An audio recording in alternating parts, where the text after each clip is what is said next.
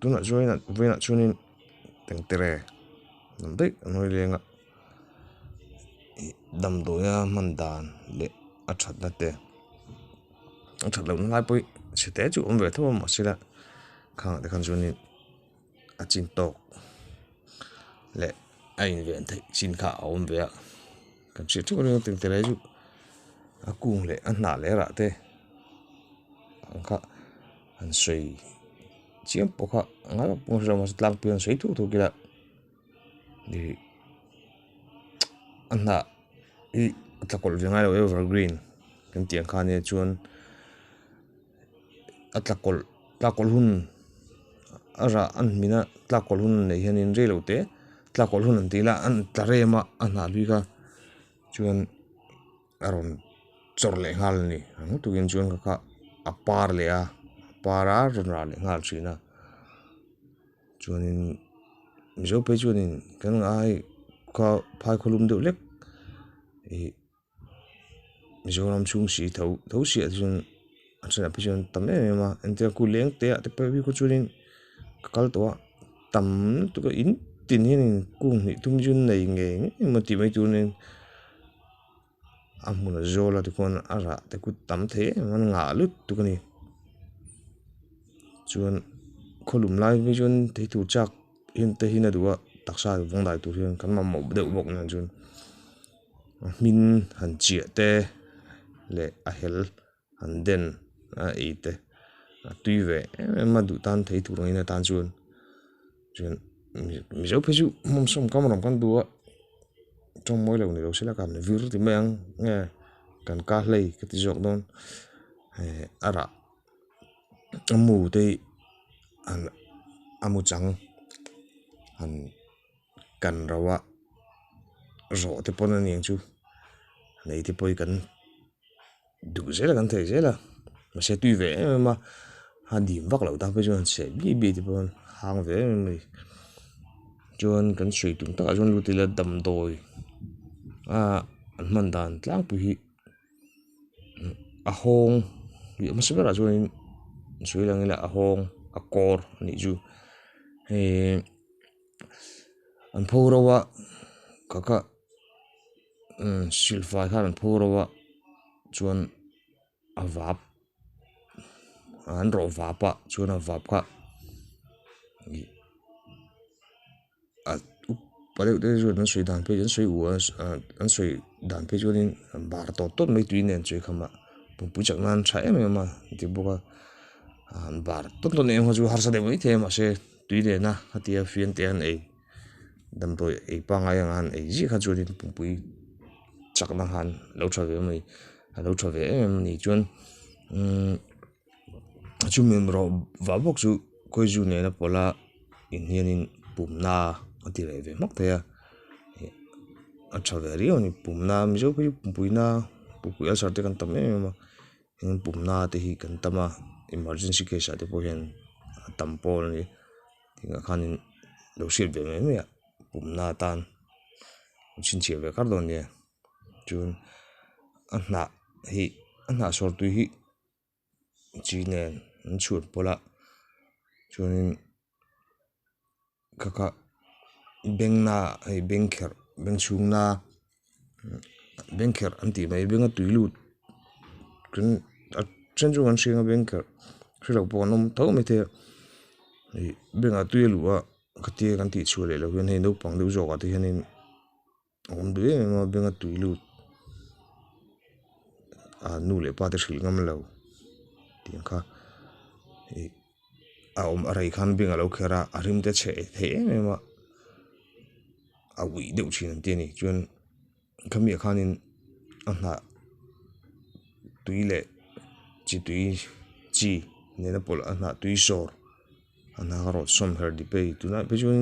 grinder te kan nei deuh fur to atinga han her dip a chi ne na pola tui han far khanin a tha ve le tu kan ni chuanin tunlaya khualum emat kholum bol tiang rang te nei toki kan om le chin ni chuanin kholum luat wanga vun thak le bola hianin a hna tui saw hi noila a ngei hle bawk ani chuan tengtir hna tui saw le chi nena al tui tawka an al hi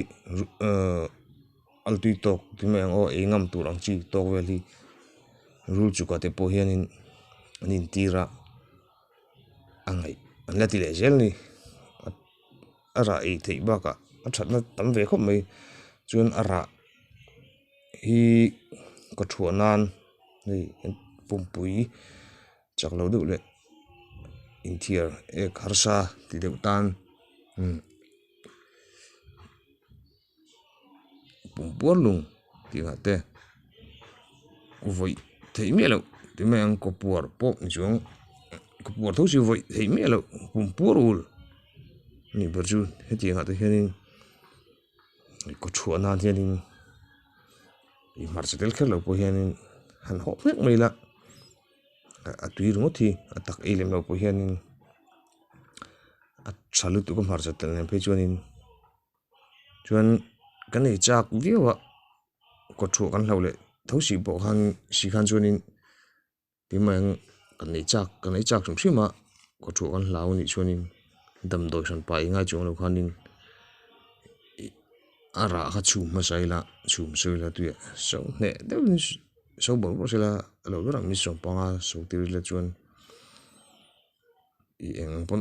hop nun mai la ko kha thua lo vele tat thunga ti ha chuan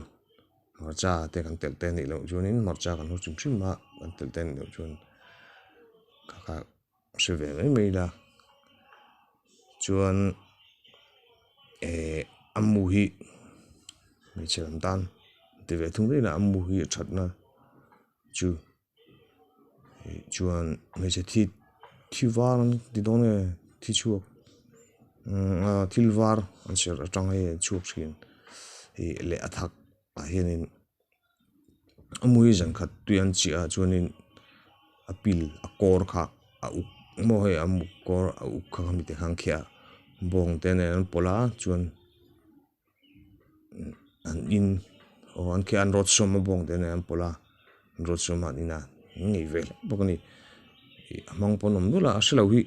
kan le sinam zo dam do hi kan ei lo vai dam do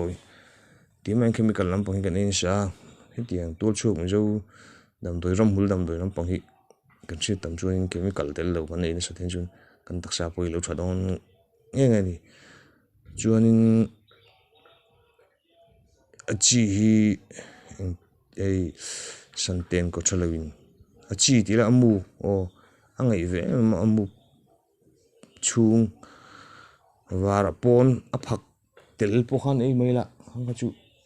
a tira chun tui lo ve vi on se re ei rei chun se hang tu ka santen ko thalo ti ate hianin ngei hinom ve tlat ani i chin tem lo ti ve chin la a thalo chu semeng side effect on ve lo thabe te mai ni chuan to bera chuanin ti chia hianin hi ju atakin ka mu ve le to tat me ge pawh hi nei hi kan mo nu hi mana zala an kal chuak o an apasal te khuwa o kan una pa te khuwa a hianin da zana ai zo lang kal khan ho ka jin line ne chuanin ke khan ron ho ke kal ngai motor lu don china han ania chu ti thian lo sia za zan vak ti mai ma se ti khan de ben ka se ka chun mu an mani an mu pon chun ta han i achi amu an ti kha ata atia zu tat an ti ha ma se tat ta ring khan ta chung lo ma se her so ma tia zu ta a tui vel te po a min chang ker lo po a hel hi a than ti ma se amu chang to do si khan chem te khan han sat phela chuan a ti tina se na lai khan zu bela a hi ve wa ma ku tu ka na ba khan zu nem pon chu me lo ti khan ab se na la khan an zu bela chuan kha tur khan lo hi ve niang nge nutrition pim khan lo hi nge man pok ra thiam chi lo kan ake vung na te kha ria jinga pe jon lo dam hoi ni